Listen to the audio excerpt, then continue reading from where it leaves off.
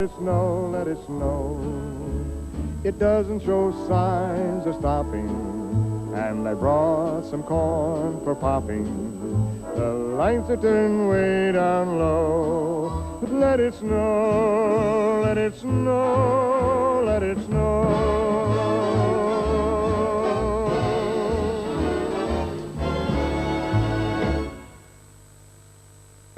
A raid on a pub lock-in goes wrong.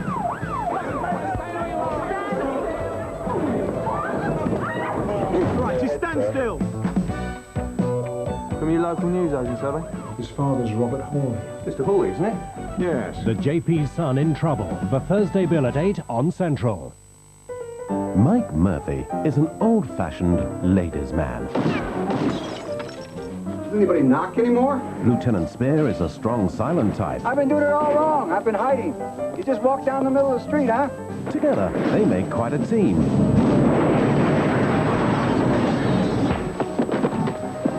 Don't tell me why you hit me. Let me guess. Burt Reynolds and Clint Eastwood star in City Heat, Thursday at 9 on Central. Earlier tomorrow, the creatures who live in one of the harshest environments on Earth in Survival at 7:30. Oi! Come back and finish me off, you wimp! What's the matter? Too spicy for ya! Pepperami. It's a bit of an animal. Little tip for you. Best place to pick up a bird like me. Supermarket! Pepperami Gobbler. It's a bit of all right. For a store full of the biggest brands at fantastic prices from Britain's biggest chain of computer stores, the big Byte sale is now on. See press for details. The world of haute couture is constantly challenging. One always tries to be at the cutting edge of design. My business bocker was an instant classic, but these days my inspiration comes literally straight off the street. The Worthington Commission was a marvellous opportunity, and to allow full enjoyment of the velvety smooth dream of a pint, the fit had to be loose. But above all, these are real clothes for real people to, in reality, wear in the real world, really. My models adore the clothes, and I'd feel so mean taking them back.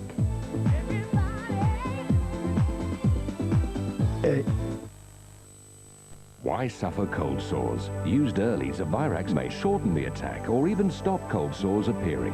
Zovirax Cold Sore Cream. It really works. The block knows I'm completely stuffed without Hall's mentholyptus, as well as soothing eucalyptus. They've got a fantastic menthol vapor action. Just allow one to dissolve slowly in your mouth. And it'll breeze through your nose block in no time. They're available in 4 flavors, all with fantastic vapor action. Watch out for the extra strong ones. Go to France for free, or take your car for £5. France for free, zip, zilch, nothing, starting in tomorrow's sun. Get up!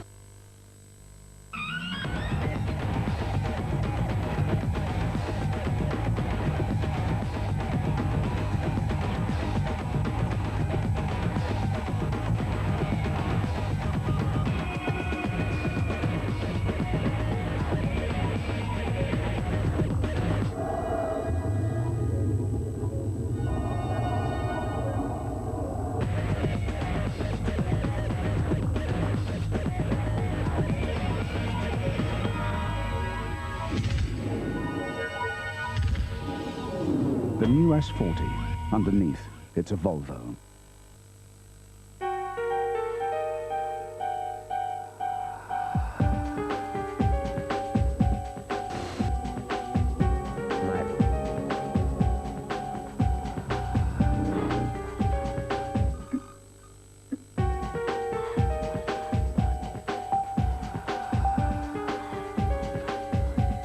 The X Factor.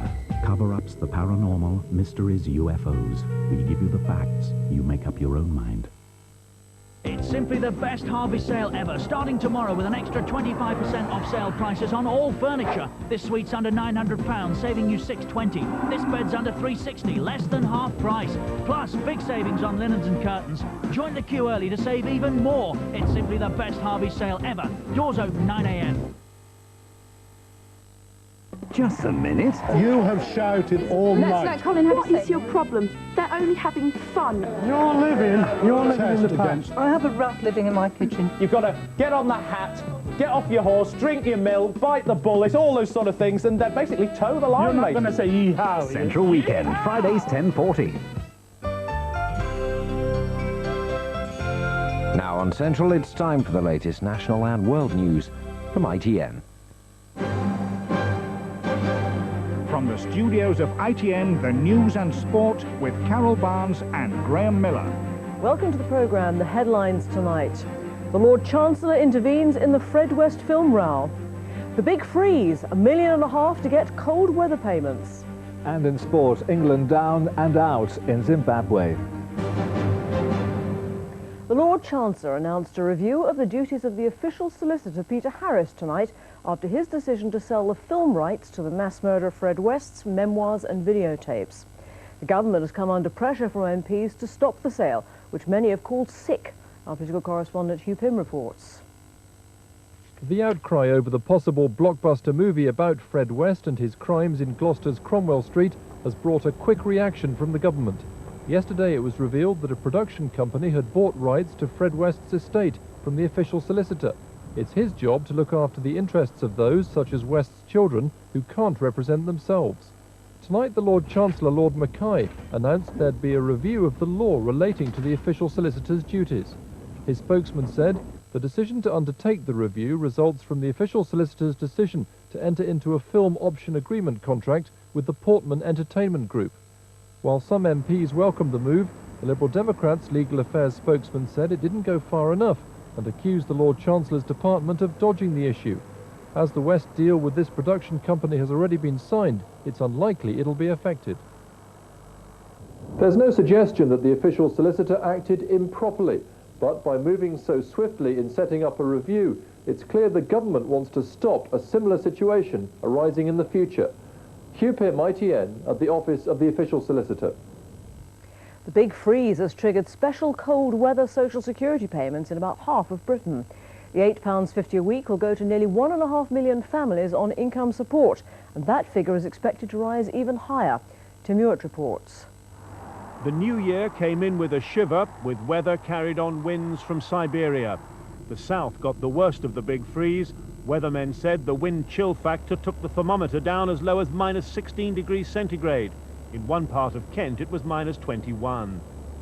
It created picture postcard scenery, but caused tragedy too. At least 5 people have been killed in weather-related accidents.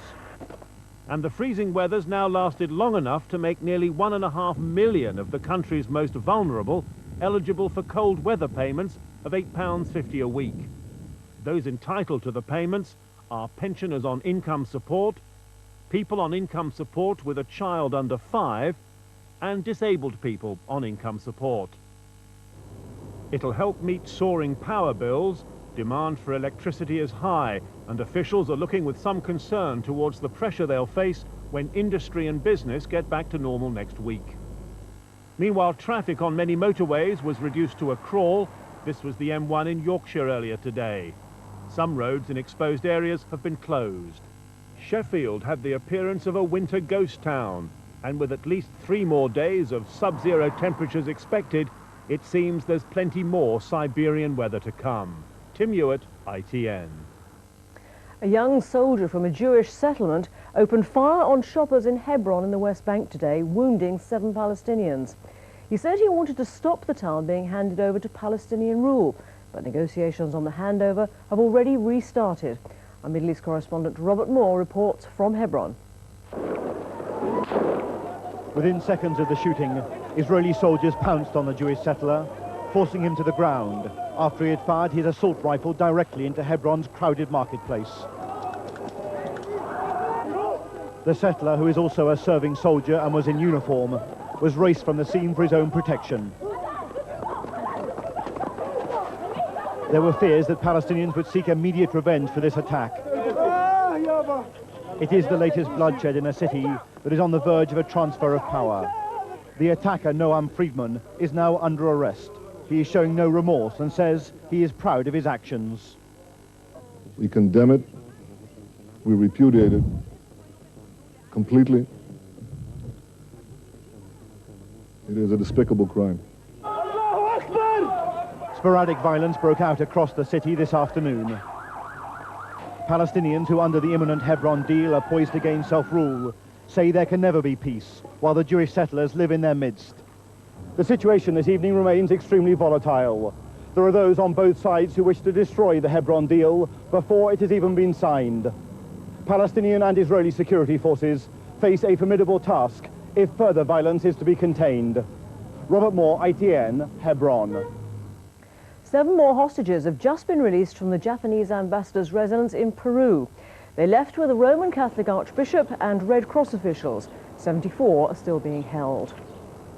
Army bomb disposal experts have been working all day on a van left near Belfast Castle with what the IRA say was a landmine inside. Northern Ireland Secretary Sir Patrick Mayhew said it showed the IRA had never turned away from terrorism. He called them criminal gangsters. John Draper reports from Belfast. Late this afternoon, Army bomb experts carried out a controlled explosion on the suspect van. Throughout the day at Belfast Castle, where the IRA left the vehicle, a large contingent of police and soldiers had been involved. Later, a bomb squad officer moved in to check the van for explosives. The IRA had said it contained a landmine and had been abandoned late last night after a terrorist operation was aborted. Hundreds celebrating New Year's Eve had to be evacuated. It was the first incident of the new year. The Secretary of State barely concealed his anger today. 500 people in that public building, Belfast Castle, a wedding reception. What a way to signal the new year. What a message from these people. They're criminal gangsters. Throughout the season of goodwill, both loyalists and Republicans engaged in acts of terror. It appears that just as they took no heed of all the pleas for peace at Christmas, they're prepared to ignore appeals from church and community leaders for an end to violence in the new year. John Draper, ITN, Belfast. Now, today's sports news, and with the details, here's Graham Miller. English cricket suffered yet another major blow in Zimbabwe today, beaten in the second one-day international to give Zimbabwe their first ever series victory. It caps a disastrous tour so far for Mike Atherton's side. James Munro reports. England began the day well. Andy Waller bowled by Alan Mullally without scoring. Darren Gough then had Grant Flower caught by Nasser Hussain, and by the time Gough had Alistair Campbell caught behind, Zimbabwe were 38 for 4. Then the first partnership of note for Zimbabwe between Andy Flower and Craig Evans. Flower dropped here on 15, went on to top score with 63. England's fielding kept them on top, Nasser Hussain running out Guy Whittle when another big partnership was threatening. After a break for rain, England's target was revised down to 185 off 42 overs, and Alex Stewart set about that total confidently. But as the run rate began to rise, England's batsmen began to panic. Ronnie Irani, the second batsman, stumped in the search for big hits. In the end, England needed 16 off the last over, a target beyond Darren Gough. Zimbabwe celebrating their first ever series win. England wondering if it can get any worse. James Munro, ITN Sport. The football programme in England and Scotland was badly hit by the weather, but some key games survived. The leaders in England, Liverpool, were beaten by Chelsea, and tonight Manchester United were held to a goalless draw by Aston Villa at Old Trafford. Improving Villa claimed they should have had a penalty when Savo Milosevic was tackled by Roy Keane. The replay suggests they had a good case. And in a game of few chances, Andy Cole could have won it late on for United, but for the skills of Mark Bosnich. Arsenal, meantime, kept up the pressure with a comfortable win over Middlesbrough. Dennis Bergkamp's volley, a real beauty for the first goal. Then Ian Wright signed off for his 3-match suspension with the Gunners' second. It was the 200th league goal of his career. Liverpool, the leaders, came